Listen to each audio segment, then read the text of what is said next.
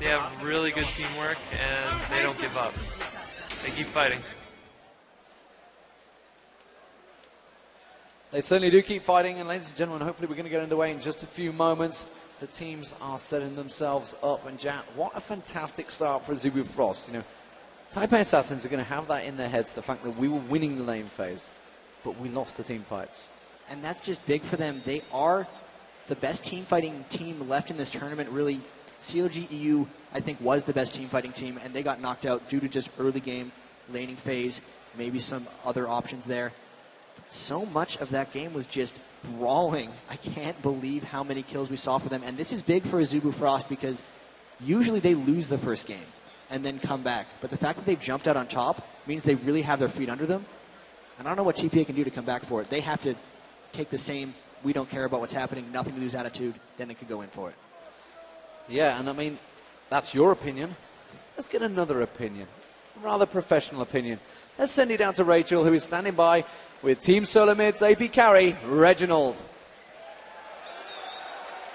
Hey everybody, good to see you again. Much like the bat signal in the sky, you called for TSM and Reginald has appeared. We were in the back watching the game, and in the beginning it looked like TPA Assassins was clearly ahead. You thought so yourself, so how did they get control of the game early on? So TPA played phenomenal. Their counter ganks were really strong, very spot on. Every single time Frost tried to yank them, TPA would have their whole team there, counter gank them, and clean up the whole entire fight. And their early game was very solid, and I felt like they got complacent during the match. So you said that that point where they got complacent was the turning point in the match as Azubu managed to step in and take a hold. So what exactly in being complacent did they allow Azubu Frost to do? So TPA was really ahead, up in gold, up in towers, up in dragons, and up in kills. And what happened was they lost sight of dragon. They chose some very bad fights, and they chose to target a Mumu. Karthus did crazy damage that game, if everyone saw. He got like a quadra kill, a triple kill, and what they did was they focused on Mumu every single time. They wanted to kill the Mumu before, so his ult would last less, right? Because if you kill a Mumu, his ult no longer is there, and it just disappears. And they would focus on Mumu every fight, and they ignore Karthus, and Karthus does like 5 times more damage than anyone on the team. So I think it was just bad focusing and a little bit of being cocky because they're winning so much early game. Well, thank you so much for your insight. I'm going to send it back to Jat and D-Man at the casting booth. Thanks, guys. Yeah, and Reginald has an interesting point there. I mean, they did focus on Mumu. They should have gone straight onto Rapid Star instead of Cloud Templar. The problem with that, though, is they didn't have the team to go through anything. If Vayne tries to go through a Mumu, he's just going to get wiped out. And that is a good analysis by Reginald, but I don't think they had the team comp to do what they needed to do. And there was a lot of good counterpicking and just play by Azubu Frost, and especially Cloud Templar, putting himself in that position where he was the only choice to focus. He was so far ahead of his team at the start of a lot of those team fights, and once he landed his ultimate, everyone then followed up. But just the timing between it meant it cost him his life almost every time. I think that was just according to plan for almost both teams. So the picks and bans underway, and Azubu Frost starting out the banning with Nidalee and Cogmore. Blitzcrank being banned out by TPA Assassins once again. Something they did in the first match as well. How are they going to go? Is it interesting for me to see Cogmore being banned?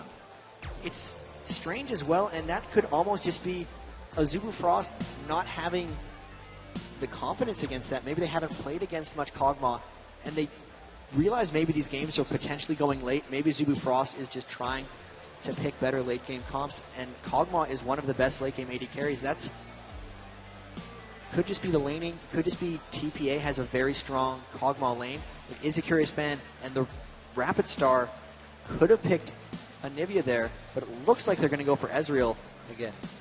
I expect TPA to take away Sona if they have Ezreal. They might not want to have that synergy. The team fight crescendos were very, very heavy. Yeah, surely they cannot allow it. So same bans, I think, of last game, yes? No, Nidalee the wasn't Nidalee banned. is a new ban. Yeah, Nidalee is a new ban. So it hasn't been locked in yet, though, Ezreal. See if they do choose it. I'd be surprised. I mean, Wound does like Ezreal. Corki, of course, is available. Something you highlighted earlier on has that slight advantage. But Ezreal has pretty much been the pick of the tournament that everybody has favoured. Hasn't had the best win rate, though. He was 100% pick ban, actually, up until the semifinals, where the teams did go away from him. So both of these guys realized they have the ability to play against Ezreal. Ezreal's kind of a luxury for these teams. They like having him, but he's not game-changing. And I think that is going to be a Sona that they get into avoid that synergy. And I actually don't know what TPA is going to go for here because they had a split push comp with Nidalee. But with that being banned out, they do have to be forced to almost group up unless Stanley has something else he can pull out that he's able to split push with. Azubifrost liked all the 5v5 team fights in the last game, and they might be trying to force that type of composition again. Remember, we did see Lux support. We've seen Zyra support. We've seen many different supports from Mad Life, not forgetting Alistair available, one of his favorite champions. We saw him picking up a couple of kills, and there is the Sona pick, along with Lil Balls taking Mundo. Definitely an interesting pick, and immediately Rapid Star going to take up Anivia. Obviously, we saw toys with Anivia last time. Rapid Star, we mentioned it in the start, he went from level 10 to 2,200 elo on Anivia alone. He's the Korean Froggen in a lot of ways for Anivia, and known like that on the Korean servers. Lil Balls only had victories on Maokai and Mundo this time. He had his first loss with Maokai in the last game, switching it up, saying, I'm just going to go with Mundo here, trying to keep his undefeated record going. I would expect that Anivia to be locked in. They don't want, well, they want the comfort from Rapid Star and the control, especially after a Mundo pick. They can wall him off, they can stun him. Mundo has to walk straight into fights, so he's very easy to kite around if you have something like an Anivia. And they could be going for a very mobile comp if they go with these two picks. And that could just be on top of it. They might just be looking for global map presence and mobility. So Shen being switched, and it is going to be Maokai locked in. And that is going to be Cloud Templar very happy that he's got his tree back. And it could be a Caitlyn poke alongside Sona. That works well. The Piltover Peacemaker, it's just as good as the Mystic Shot. And these guys are actually taking their time with picks and bans. We've seen some much faster champion selects in the previous rounds. There's a lot of discussion going down, and TPA coming out with the unconventional AD carries. Caitlyn lock in, and we could see a Twisted Fate. Not sure. I haven't seen TPA play a Twisted Fate yet in this tournament. It's majorly just been banned out because Messiah from Team WE was so good at it. This would be their nothing-to-lose strategy, all in early, trying to gank other lanes. But they're just sitting on these picks. They're really talking it over, or they're just trying to mind game the enemy. Well, Toys isn't talking at all right there on your camera. He is switching to a Kassadin. What's he thinking of? He goes for Karthus. It's a mirror matchup from what we saw last time, but different players on it. So even though this will be very telling because Toys outlane Rapid Star, Anivia versus Karthus last time, and then Rapid Star came in with the team fights on Karthus. It'll really be Toys' time to display his skill if he can outlane him again and prove that it's not just a champion matchup thing. But they like the matchup back and forth, and that Zyra support would be huge. Going again for the heavy AoE team comps, nothing better than that gigantic knock-up ultimate from Zyra. And Vladimir looking like he's going to be the top lane as well. And it's going to be picked up for Shy. We're just waiting to see whether it gets locked in, as it is. How would you build against this? I mean, we've seen the lane switching around. Ooh, Janna could come out there. Alistair maybe coming out along with Singe. Let's see. They're just toying with us right now, trying to go back and forth.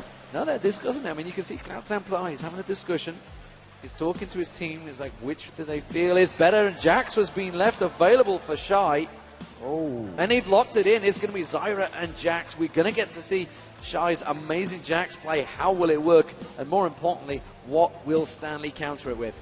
And this is curious because they have so much AoE, and then they just have a Jax who's an all-in champion, and they're just going to try to dive heavily onto BB, but he has to dive through Toys' Karthus, and it could be really dangerous for them.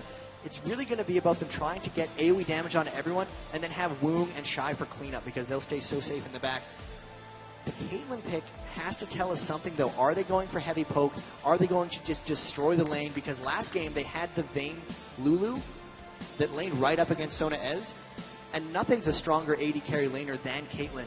They might just be looking for a fast push strategy, maybe globals, and Stanley's been on Shen in the past here.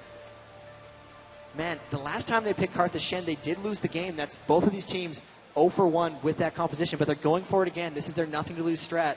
It's going to be pretty big for them.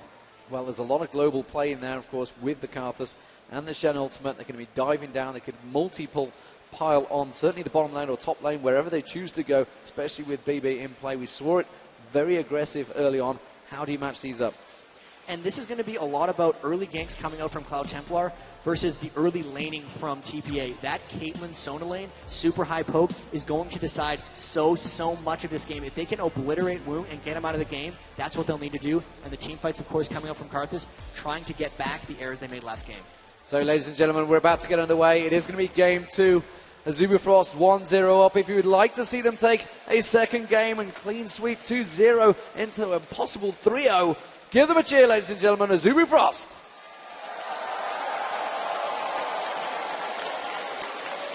Now heading into game 2, TPA down 0-1. They need to win 3 of the next 4. If you want to see them take game 2, let them hear you.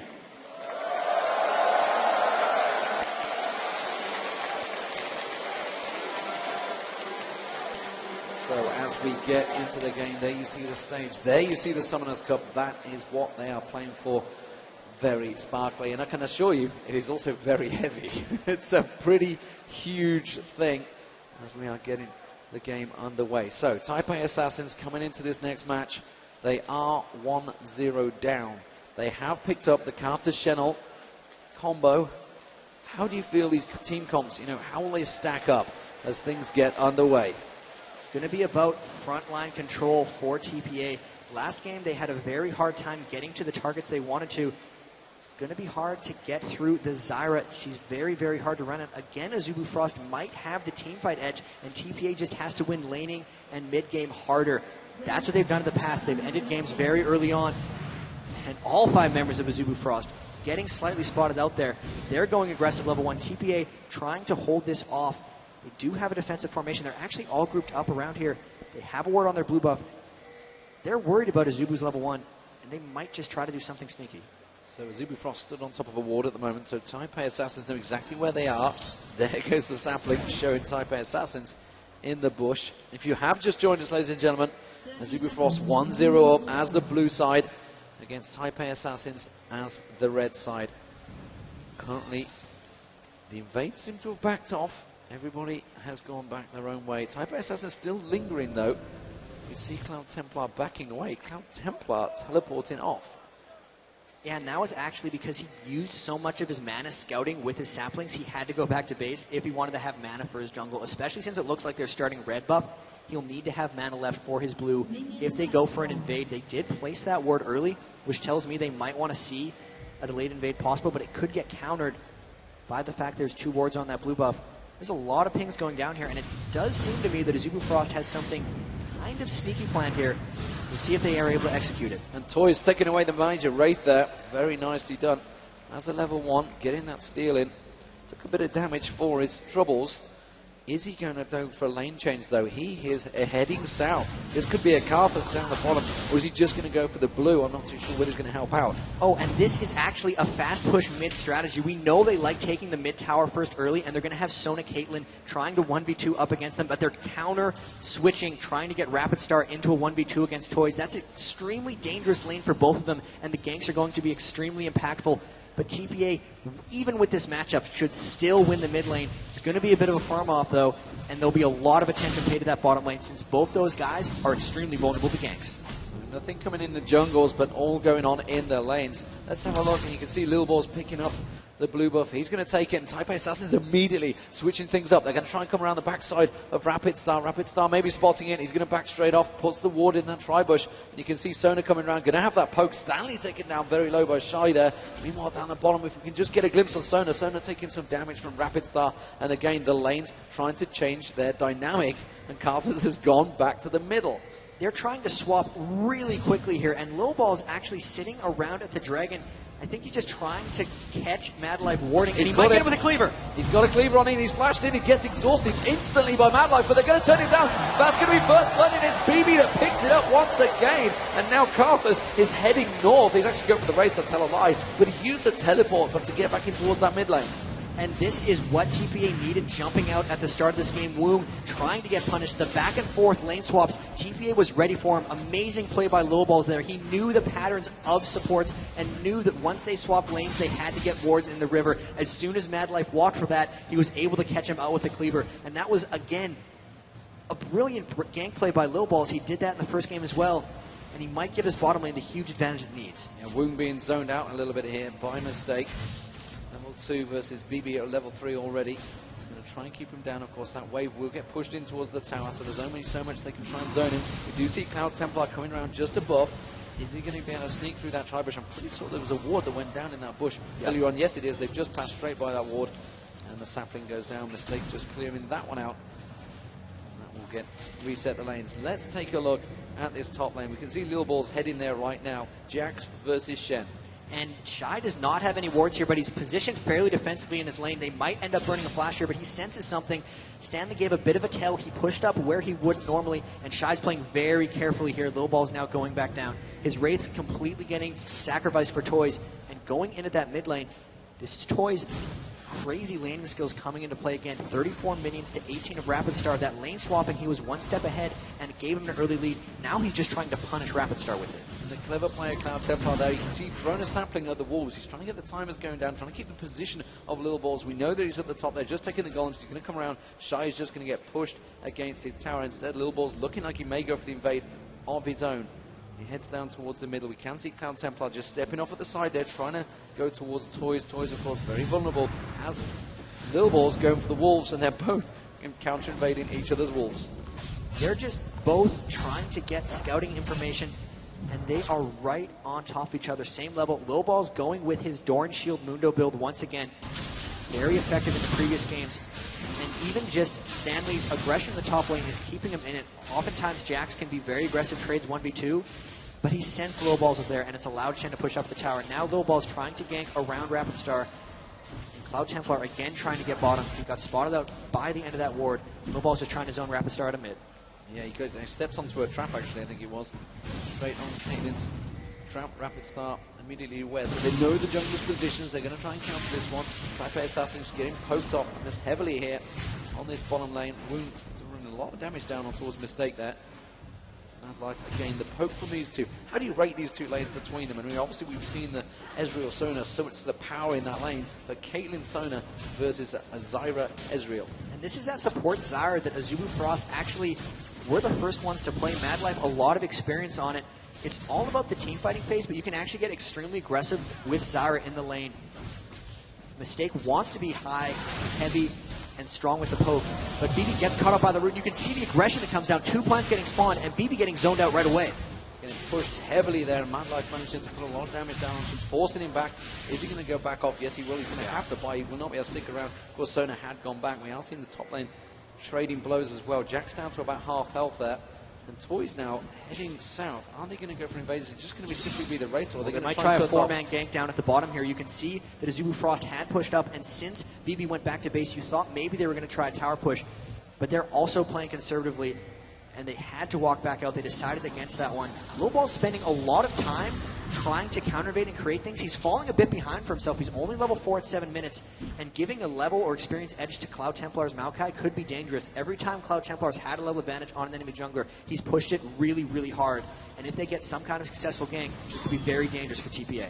Yeah, and in the middle, we're seeing a huge CS advantage already building by Toys. Toys 63 to 42. He's got a 20 CS difference. And the top lane, Stanley versus Shy, there's a 10 CS difference there. Stanley's starting to build a lead as well. So these lanes actually going out quite well for TPA Assassins. You can see that reflected in the gold advantage already built up. And this is what they need, because Azubu Frost has went with a very strong AoE team fight late game team, and TPA is a lot more about laning. Karthus is kind of the other thing that will be their late game insurance if they can get there, but for the most part this is a composition revolving around early game pressure, and that's what they're applying right now. They've got the one early kill, but mainly just outlaning. 1,500 gold advantage is very high for this point in the game, and they are keeping the pressure down on everyone from Azubu Frost across the map.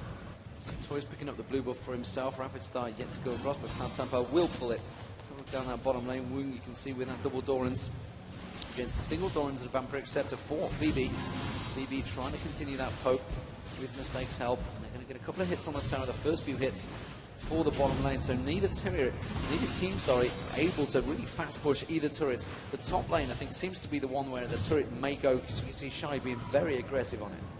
And I really just have to hand it to Toys in the mid lane here, because last game he was substantially ahead of Rapid Star with the opposite matchup, and now he's just 34 minions ahead, Karthus versus Anivia. He is outplaying Rapid Star for the most part in this matchup. Rapid Star trying to get in for the race, but Toys is just completely keeping them for himself. He's going to be the fed Karthus here, and if they can turn the team fights around on Azubu Frost, like what happened to them last game, they'll be in good shape, especially with how strong they're laning. Yeah, and of course he's been stealing away Rapid Star's rates as well, so he's getting a grand share of both lanes.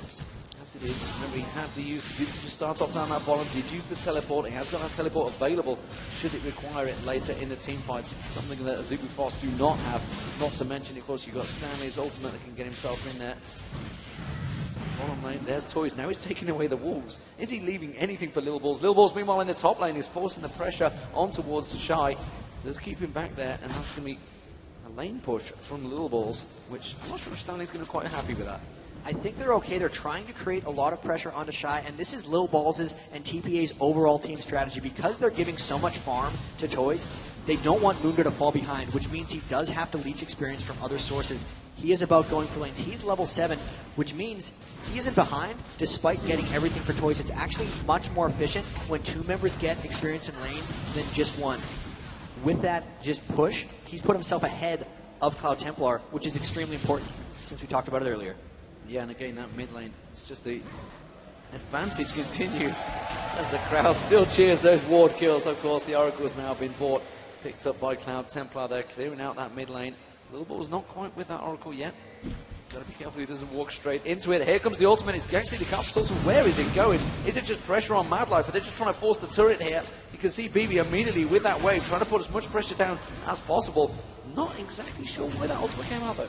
They're just trying to push down the turret. They're making it not appealing for AZF to stay there in fear of dying. It forced Mad Life to go back, and it forced Cloud Templar to run to the bottom lane, which essentially makes them safe from ganks. They're just trying to push down this turret as fast as possible. They want to get out of this lane and apply their pressure elsewhere. A little confusing on the use of that ult, but I'm pretty sure it was above the fast push. Shy also taking some damage. Cloud Templar was forced to go down there, and there was half the health stripped off that turret. So, on that regards, it definitely worked out. But it's a little confusing when we're closing in on the Dragon fight, potentially coming in a minute or two's time. So it's 180 seconds on that cooldown. Stanley just getting stunned out with a counter strike from Shy there, and you can see already Empowered Strike doing a bit of damage to Stanley. And, you know, despite the fact that even in the farm, a Fed Jax will be a very, very dangerous thing late game. And this is something Stanley does on Shen. He'll get the Cage's lucky pick as well as the Heart of Gold. He really just likes to get to the late game and make sure he's extremely powerful with all that split push. He had an early edge on Shy, but I think because he went with that double GB10 as Low Balls takes out another ward, he's getting bullied a bit by Shy, and that's why Shy's been able to sit up and camp him in that top lane. It is dangerous if Shy's able to force a team fight before Stanley gets his items. AZF would have an edge off of that.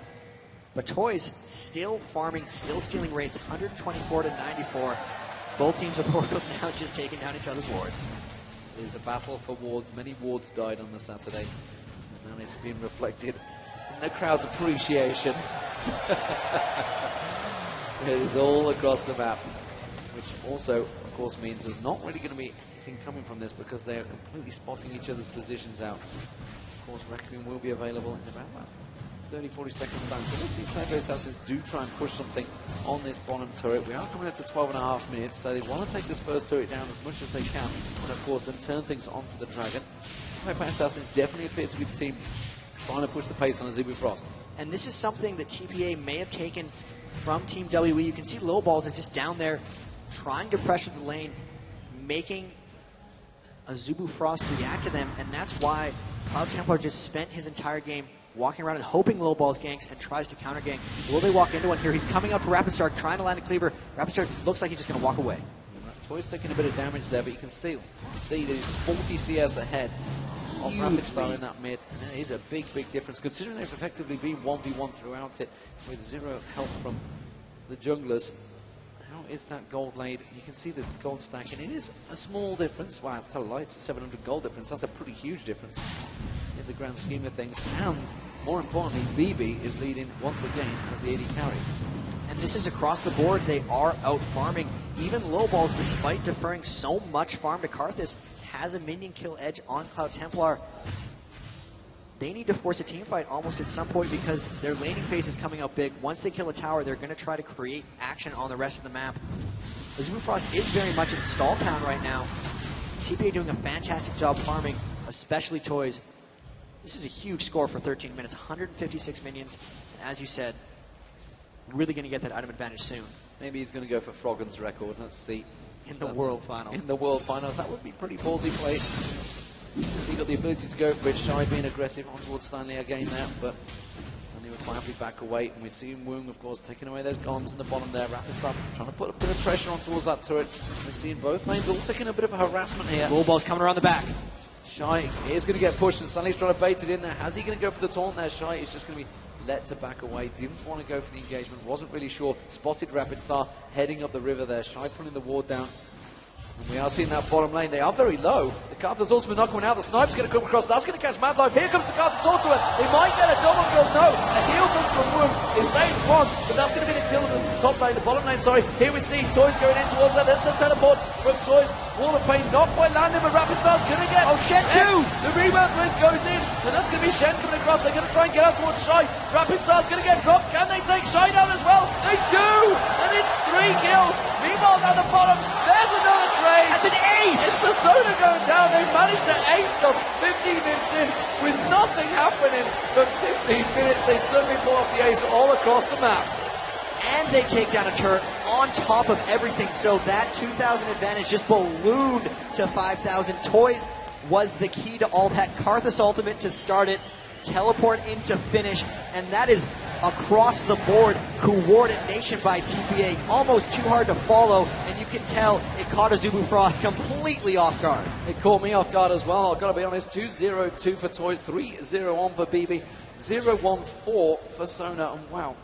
The assists and gold spreading across, which suddenly gave them that huge boost in gold. You can see it is a 6,000 gold lead. Obviously, they built up a big lead to start with from picking up all the CS. They do manage to force down that bottom turret. They're going to pick up the Dragon. That is going to give Taipei Assassins another huge lead. Can they deal with it this time, though? Azubu Frost, they had this last time, and Azubu Frost had the team come to deal with it. Can they push the pressure on Azubu Frost? This is a much larger lead than last game.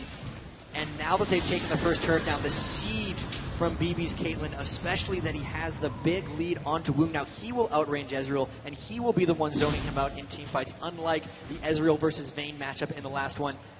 They need to be careful that Shy doesn't get too big, because he has been farming quite well, and he's going to try to split push this top turret, but everyone is converging onto him, and he has no flash. They're trying to collapse on him, but he's going to be leap striking straight away from that one. Shy was not going to get caught out, spotted them early enough. Have they realised that mistake is in that tri-bush? Was there a ward just below? I can't quite catch it. No, there wasn't. So it's just his spider senses sting being. They're going to take down this mid turret Azubu Frost, though. Now Wall of Pain is not going to be enough to force them away. They will finish it off, and Woong getting the damage done. And they will back away. You could see that Stanley was heading straight up north, but getting spotted by that ward. BB's got to be careful up here in the top lane. If Mad Life lands a root, they will be able to kill him. Oh, and there he went through. BB baiting it out there, doing a bit more damage, and as Taipei Assassins now tending to push of their own, they're not going to have the minions though to do the damage. While this is all happening, Stanley getting the free farm down the bottom. You can see Woong is going down there to try and deal with him, so now we have a different dynamic. We have Stanley versus Woong in the bottom, and we have Shy versus BB in the top. And the push from TPA is going to be coming out hard, but Azubu Frost has that Anivia, which is legendary for her turtle capabilities. Top lane is just getting pushed down by BB. Shy actually took a hell of a lot of damage there, took a lot of punishment from BB, and BB really is dominating that top lane. You can see that Shy's had to back away from it. BB has got a wave coming in. He may be able to take that turret down, you know. He's completely unattested on that top lane. Meanwhile, the mid lane's also being pushed.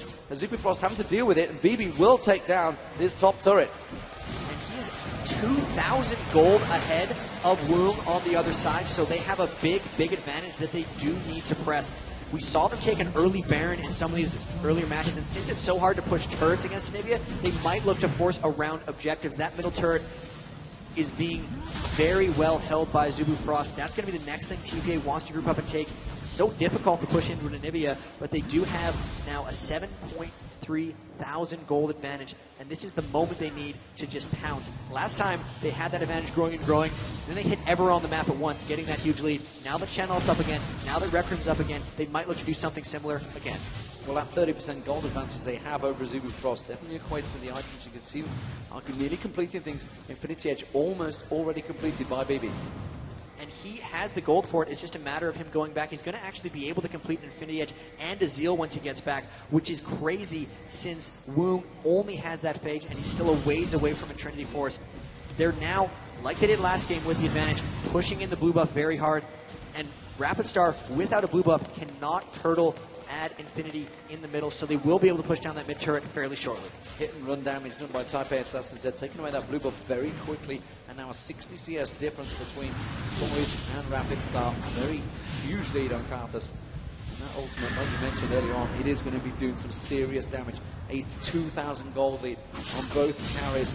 In fact, all the carries, because you can see Stanley, even in the top lane, has a 2,000 gold advantage over Shy, which is something I don't recall ever seeing. Considering Shy has been able to get on Jax, his Telltale champion, he steps on a trap there, and BB immediately pounces and tries to put a chunk of damage down on towards Shy.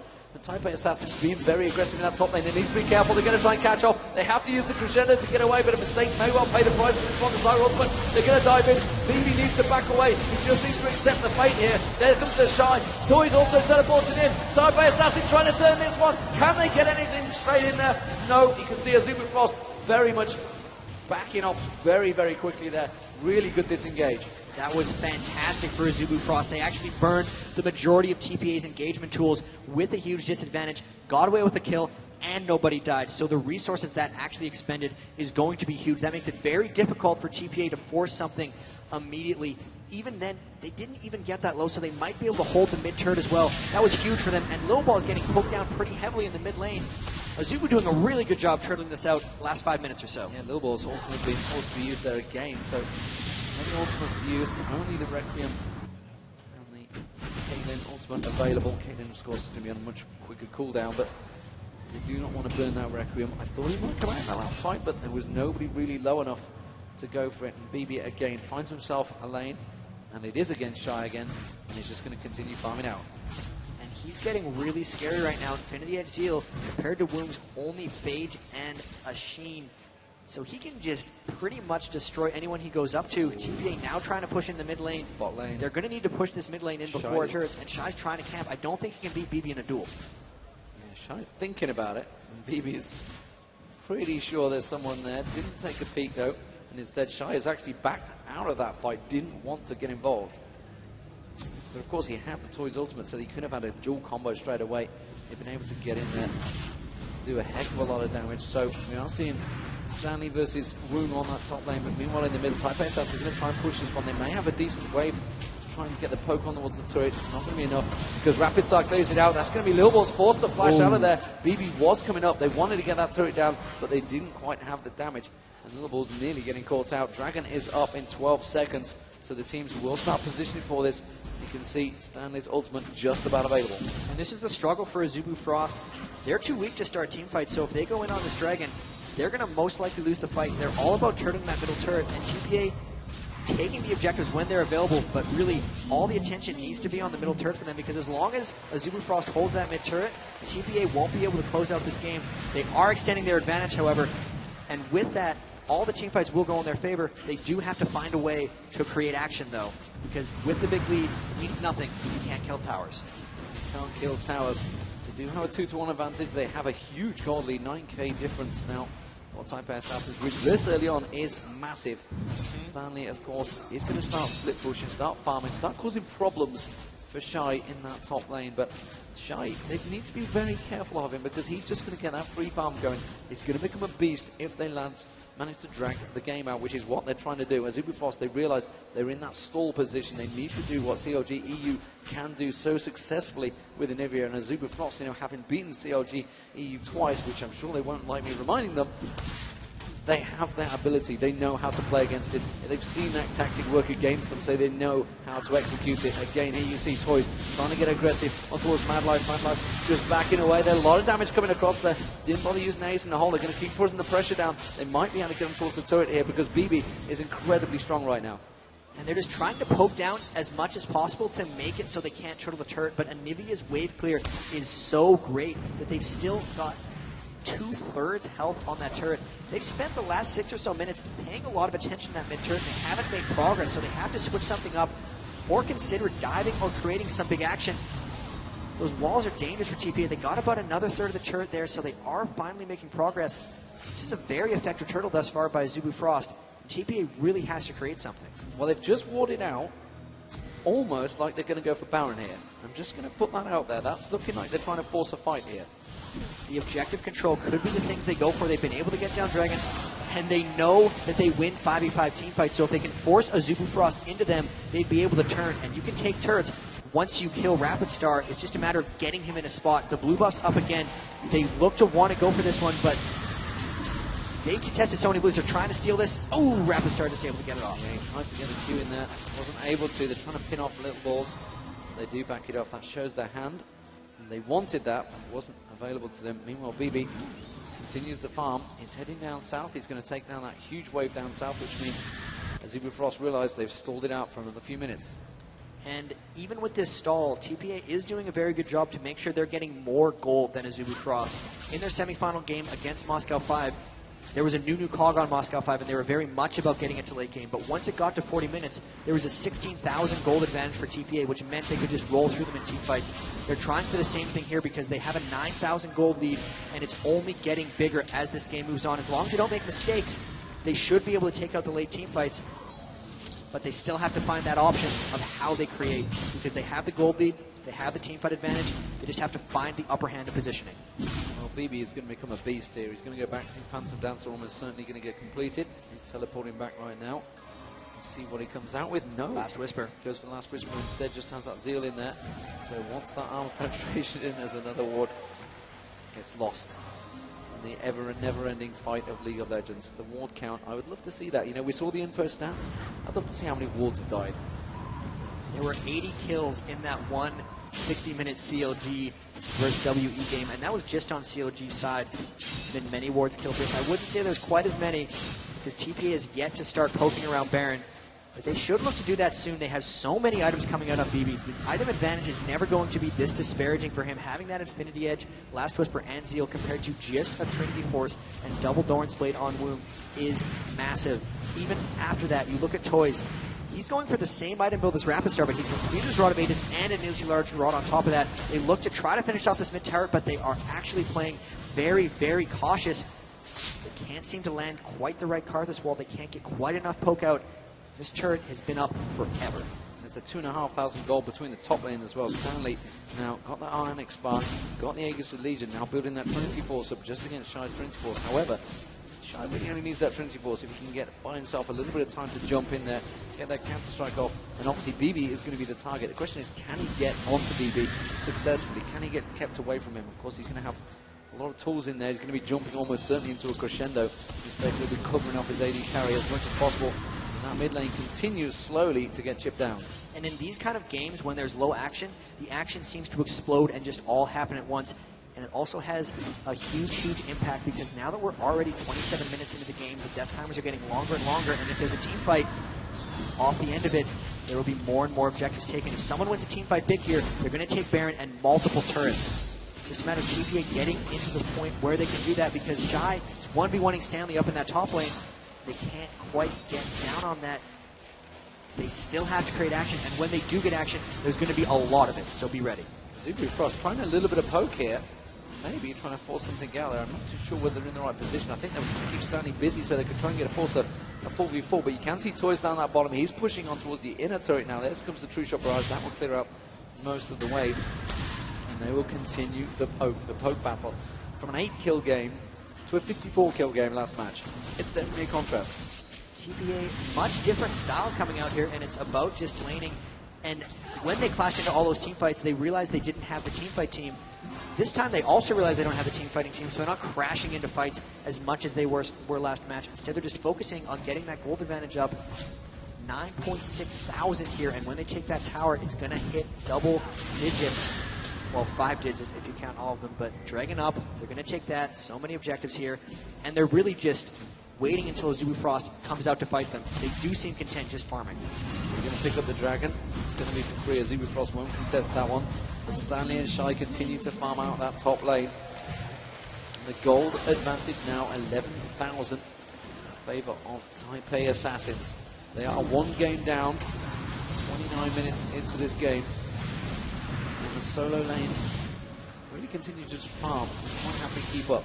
There is a huge difference in gold between the carries at the moment. 10,900 shy of 11,000 compared to just shy of 8,000 for Rapid Star. That is a huge difference. And of course the AD carries us a 2,500 gold difference. the top lane, the bruisers, there's a 2,500 gold difference. It is pretty substantial on the right players. I'm going to say this, Eevee is remarkably scary, and he's only going to get scarier. Late game Caitlyn is very underestimated, but having 650 range makes her extremely, extremely hard to close on, and the fact that he has just been completely free farming on top of getting 3 kills and all those dragons. He's a couple hundred gold away from a Phantom Dancer, and that's almost a full 80 carry build in 30 minutes. That is immensely powerful for TPA, and once they get that Phantom Dancer, I wouldn't be surprised with a death cap on toys as well if they then go to fight around Baron, because Azubu Frost is nowhere close to that item threshold, and that's going to be really big for TPA if they get to those items and then force Baron. More wards lose their lives. You can see right now that Toys has just completely cleared out that bottom wave, and they seem quite content to keep farming that top lane. I can't tell whether it's Stanley quite happily just holding out the lane or whether Shy is forcing them to stay in that lane, because they just want Shy to get stronger late game. And this is really just item thresholds, I think. All the big items are starting to get completed for TPA, and then they'll create actions. Video Edge, Phantom Dancer, Last Whisper. Trinity Force just got completed on Stanley.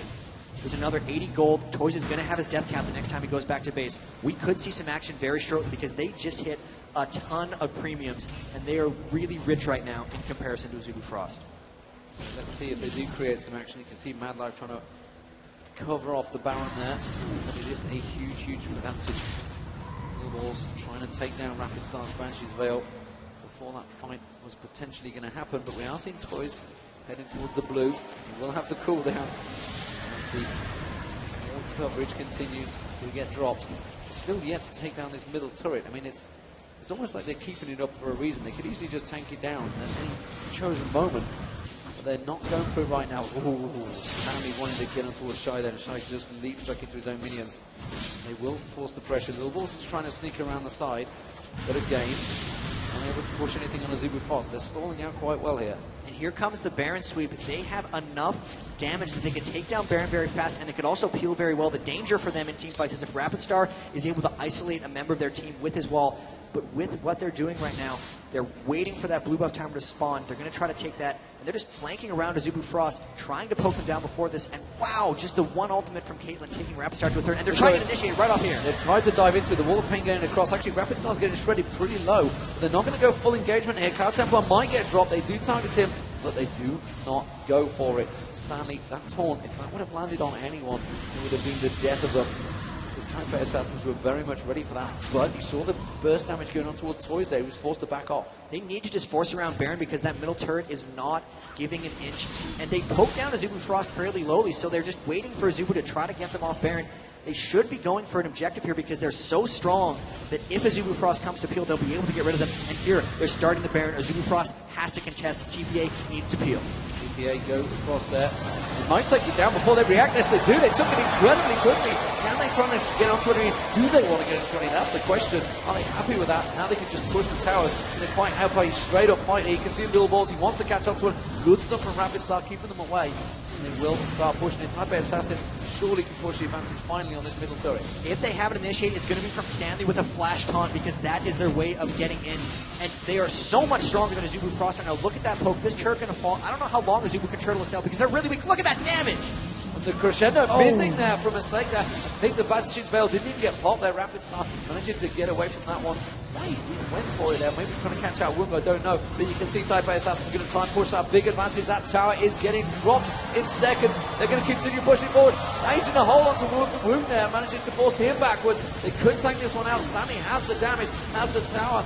Defensive, and of course Little Balls, we know how long that ultimate is going to last. He has popped his ultimate. He wanted to go for it. They're diving towards Cow Templar. There's the Counter's ultimate. Is it going to be enough damage? They're going to try and push something here, but Shy is going to get involved. They do not have the damage to try and beat back. The TPA Assassin slowly but surely beat them down. Mad Life having to use the ultimate there. They're going to take the inhibitor to it down. Stanley just missing a max range taunt on Shy there. They keep getting forced back, but they cannot force and repel TPA Assassins. They take down the inhibitor for free. Nobody dying though, and they just back off. That was a very impressive push by TPA. They brute forced their way right through Anivia, and with those item thresholds, now they have even more armor onto Low Balls and Stanley once they go back. Everyone with over 1,500 gold, only going to extend their lead They took that from the outer turret to the inhibitor straight. The Baron buff is still over half remaining for TPA. They're going to do that to another lane, and it's on Azubu Frost to initiate because TPA has actually shown they can just brute force their way through and get things done. Azubu Frost has to stop something. Otherwise, they're just going to let TPA win the game. So Azubu Frost, they came back from the last match. They are still at 6-2 in kills. It has definitely been a low kill game, especially in comparison to the last one, when we saw 54 kills. But 5-1 in turrets shows that Taipei Assassins learned from their mistakes in the last match. Excuse the pun. They did manage to pick up, and they drove home a huge advantage here. And just looking across the board, the item build, they have such huge, enormous benefits. The ability power across the Taipei Assassins pick up the dragon, no problem at all. Their gold advantage continues, 15,000 gold now, big difference. And now they're just going to try that same push they did mid onto the bottom lane. Randwin's Omen on low balls. He can take that turret for quite a long time, and there's no one there to defend it. So the siege, if it happens, is going to happen at the inhibitor turret because this outer one is going to be gone uncontested. Shy is completely well away from this one. They're going to lose the inner turret. They might even lose the inhibitor turret before he even gets close. Shy is still in that top lane. Hasn't reacted to the Taipei Assassin's push here because he knew that Stanley was not there. He's trying to deal with it. He's got super minions coming up the middle. It's a straight 4-on-4. This is what we talked about earlier in the game. They have that 4-on-4 fight, and they can just keep driving in. Super minions in that middle. Where is Stanley heading? Stanley wants to take the inner turret. Taipei Assassins just baiting this one out. And this is no teleport or way of actioning against Stanley's split push. Shy cannot even 1v1 him at this point. So if he wants to ult in and create a 5v4, he will be able to. They're just going to slowly make sure they get as many turrets as possible here. They might actually go to flank around. It's so hard to push in against Anivia, but with the middle inhibitor down, if Low Balls and Stanley actually came through the mid inhibitor and flanked around the side, they could very well get this bottom turret. They're not doing that quite yet because they're trying to split push this down. But if they actually want to create, I'd expect them to do that. And they're just stalling it out. You saw Tori's just going back, picking up the Void Staff as well. So all that armor penetration, all that damage could just come down in one huge Requiem strike. And look at that. They're just keeping them here. It is just a 3-man poke, keeping Azubu Frost completely pinned off. Stanley, meanwhile, he's going to find actually he's on the walls. He's having a fight with Shy here. Shy's going to have to back off in this one. I don't think he's got the damage to do with Stanley right now, and you can see he's definitely going to have the huge advantage. Of course, Requiem will be available to him. Meanwhile, starting to poke with Shy, definitely going down. Here comes the Requiem. Stanley's going to flash. He's going to be down. Stanley picks up the kill. And will that turn the advantage for Azubu Frost? Stanley can still ult into the team. And Taipei Assassins, are they going to go for the turret here? There's the ultimate from Lil Balls. Will they go towards it? Here comes the teleport comes in. Here comes the shared ultimate. They're going to dive in. They will get the inhibitor turret down. They're going to go for Cloud Templar. Cloud Templar's going to get dropped. They're diving in. Woong's been exhausted. The damage on Woong. Ace in the hole. Not enough damage. They're going to get the taunt. He's trying to fountain dive Stanley. Back off, man. You are not invincible. He's going to get dropped. He has finally gone down. The inhibitor ultimate. The immediate damage coming in, but it doesn't matter. The Nexus turrets are going down. The Azubu Frost are in all manner of trouble. BB, though, having to back out, taking incredibly low. And Taipei Assassins disengaged. 8-3 up. But they took down the Nexus turret and another inhibitor. Another extremely impressive push by TPA. They're just showing how far ahead they are. The Zeke's Herald on the stake. The Baron regen was sustained through so much of that. Baron buff is now off them, but the siege is just going to continue. Here's the next thing. Toys hasn't died this game. Can he get another flawless victory for himself? The Baron buff is what they'll be waiting for. They are so strong. They cleared it almost instantly last time. It's going to be even faster now. And with the inhibitor being down in the mid lane, it's going to be hard for Azubu Frost to push out. Actually, TPA pushed straight through that inhibitor for the Nexus turret. They did take out the bottom inhibitor, so the pressure to the bottom lane isn't going to be as high as they'd like when they go to poke on for the next Baron. But even with that, they've shown they can go almost wherever they want, and Azubu Frost does not have the damage to repel their tank line. Really, Stanley and Low Balls just crush through, and no one can even get close to BB right now because of all those items. So Azubu Frost realizing there's no ward placement, trying to push out as quickly as aggressively as possible because they know that that Baron will be spawning shortly. And Taipei Assassins setting themselves up for this one. Defending out as still the cheers come by those wards going down. And you can see Cloud Templar, if he shows himself down there, they're surely just going to push through. There's the middle inhibitor respawning for Azubu Frost, but honestly, they know he's not there. They can just drive through, and there's nothing Azubu Frost can do to it because Cloud Templar's been caught out of position. He's going to drive through, and now it's going to be Taipei Assassins picking up another inhibitor. The bottom inhibitor wasn't touched. Actually, I'll tell a lie on the back. I thought it was in the last match. Instead, they just went straight for the Nexus. Here we go, 22 seconds, and the Baron will be available. And Type A Assassins immediately reacted and going towards it. And this is one, as long as they have a few wards on the approach, which Mistake can easily provide with them having 2 stacks, they'll know exactly if they can take the Baron for free or if they can peel. Either way, they'll win the fight. So this Baron probably going to go down shortly. Azubu Frost looks like they want to harass. They're running through wards. The TPA just goes and fights them. They're going to clean up, but they're going to try to finish off the Baron first, maybe. They're going to try Here's to get the Baron. peel. They do. They got it very quickly. The Wall of Pain landed. The Crescendo gets across. Mad Life is going to get caught down here. Fist to go. He's got the Oracle. He's trying to use as much as he can. Lil Ball's getting involved. Ace and the whole being blocked off by Wu. Not the ideal target. Toys is going to get ready. Toys goes down. First death of the game. That's going to be calling. The Requiem's going to come out. It's going to be found. But it's a triple kill again. Rapid Star getting caught down. Rapid Star's going to drop in a wall. Just about keep him up. Type A Assassin's going to try and get around. They're trying to circumvent on towards Rapid Star. He's going to get caught out by Lil Balls here. That's going to be the slow. It's going to be enough damage. No. He just manages to keep him back. And Wound gets exhausted. That's going to be Wound going down. BB manages to catch up to him. BB gets another. Rapid Star is egged. And Lil Balls is going to be careful there. Towers on him. That is going to be the Nexus. That is going to be the ace. Type A Assassins will take game 2. And Azubu Frost are going to find themselves in a 1-1 position. Type A Assassins very, very strong throughout this match. Again, bringing out that surprise pick at the start. Caitlyn, something they couldn't expect, and so dominating. TPA coming back strong. 1-1 now in these epic finals, and that was methodical in the way they took that down. They knew what point they needed to hit before they could press, and then they just rolled through them. That happened early game where they got the ace out of nowhere, and as soon as they hit those item thresholds, they went for the Baron.